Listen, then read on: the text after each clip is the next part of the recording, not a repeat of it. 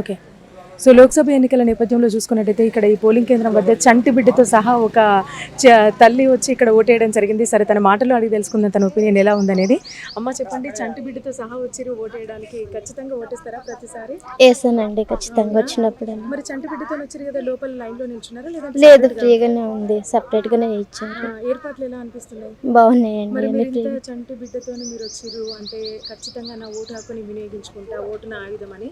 మరి కొంతమంది పాసిబుల్ అయినా కూడా ఓటేయని వాళ్ళు ఉంటారు, వాళ్ళకి మీరు ఏం మెసేజ్ ఇద్దాం అనుకుంటున్నారు? ఓటేయండి, ఖచ్చితంగా మంచిగా ఉంటుందని చెప్తాను.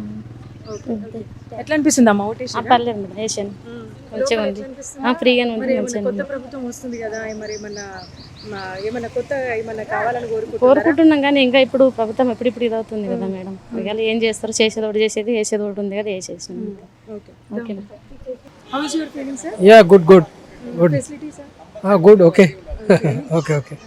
అంటే Staking to between last time and this time assembly ఎన్నికలు now it's national, no? Assembly ఎన్నికలు between national elections. National elections, it will be between both the major parties. Okay. No regional parties role will be there. Okay. ఎలా అనిపిస్తుంది vote? సంతోషం అనిపించింది, బాగా అనిపించింది. ఎక్కువ మంది ఉన్నారా ఈసారి కొంచెం తక్కువ అనిపిస్తున్నారు, అప్పుడంత లేదు, రెస్ట్ లేదు. ఈసారి బాగానే ఉంది. అంటే కొంతమంది ఇంట్లో ఉండి కూడా ఓటు వేయరు కదా, వాళ్ళకి మీరు ఏం మెసేజ్ ఇద్దాం అనుకుంటున్నారు? ఇంట్లో కూర్చుంటే ఏమొస్తుందండి, మనకు నచ్చిన వాళ్ళకి ఎవరైతే ఉన్నారో మనకు పనిచేసే వాళ్ళకి వచ్చి ఓటేస్తే అందరూ సంతోషం. ఇంట్లో కూర్చొని ఓటు వేయాలంటే రేపు అన్ని హక్కులు కోల్పోయినట్టే కదా. ఓటు హక్కు మనకు ఒకసారి సంవత్సరానికి 5 ఏళ్ళకి ఒకసారి వస్తుంది. ఓటు హక్కు అనేది చాలా మంది ఇళ్ళలో కూర్చోకుండా వచ్చి వినియోగించుకోవాలని కోరుకుంటున్నాను. ఈసారి అంటే కొత్త నూతన ప్రభుత్వం ఏర్పడబోతుంది కదా, ఏ పార్టీ అనేది మనం ఇప్పుడే చెప్పలేము. మీరేమన్నా కొత్తదనం కోరుకుంటున్నారా? కొత్తదనం అంటే మనకు రేవంత్ రెడ్డి గారు కొంచెం హామీలు ఇచ్చాడు కదా, మనకి ఇప్పుడే ఫామ్లోకి వచ్చింది కాబట్టి. అంటే దీని అర్థమైందంటే ఇప్పుడు కొత్తగా పెళ్లి చేసుకుంటే సంవత్సరం ఎలా నెట్టుకపోవాలన్నది ఉంటుందో సేమ్ ఇప్పుడు రేవంత్ రెడ్డి పరిస్థితి కూడా అట్నే ఉన్నది.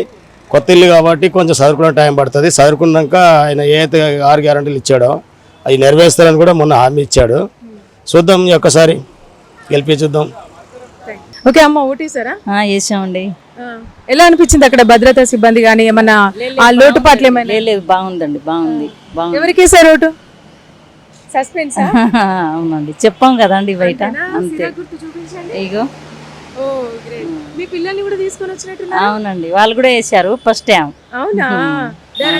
అసెంబ్లీ ఎన్నికలు అప్పుడు వేసారా? అంటే లేదు, ఇప్పుడే ఫస్ట్ టైం వాళ్ళది. అవునండి. ఓకే, మరి మాట్లాడదాం వాళ్ళతోని, అమ్మాయిలతో కూడా ఫస్ట్ టైం ఓటేసారంట. మరి వాళ్ళ అభిప్రాయం ఎలా ఉంది, వాళ్ళు ఏమంటున్నారు అనేది వాళ్ళ మాటల్లోనే అడిగి తెలుసుకుందాం. చెప్పరా చిట్టి, నీ పేరు? సౌజన్య. ఓకే, ఫస్ట్ టైమా ఓటేసింది? చూడ్డానికి చిన్నపిల్లలా ఉన్నావు, అప్పుడే ఓటు హక్కు వచ్చిందా? Height problem. ఓకే, ఎలా అనిపించింది ఓటు హక్కు? ఫస్ట్ ఎక్స్పీరియన్స్ బాగుందా? అంటే మీలాగా మీ ఫ్రెండ్స్ కి కానీ ఓటు వేయని వాళ్ళకి ఏం మెసేజ్ ఇద్దాం అనుకుంటున్నాం? కరెక్ట్ పర్సన్కి ఓటేయాలి, వచ్చిన ఒక్క వాల్యూని మిస్ చేసుకోకుండా కరెక్ట్ పర్సన్కి వేసి సొసైటీ కోసం మంచి చేయాలంటే. ఏమనిపిస్తుంది?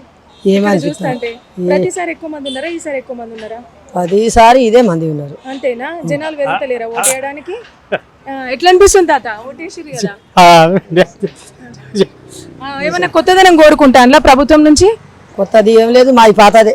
అంతేనా? సరే. చాలా బాగుందమ్మా, నైస్.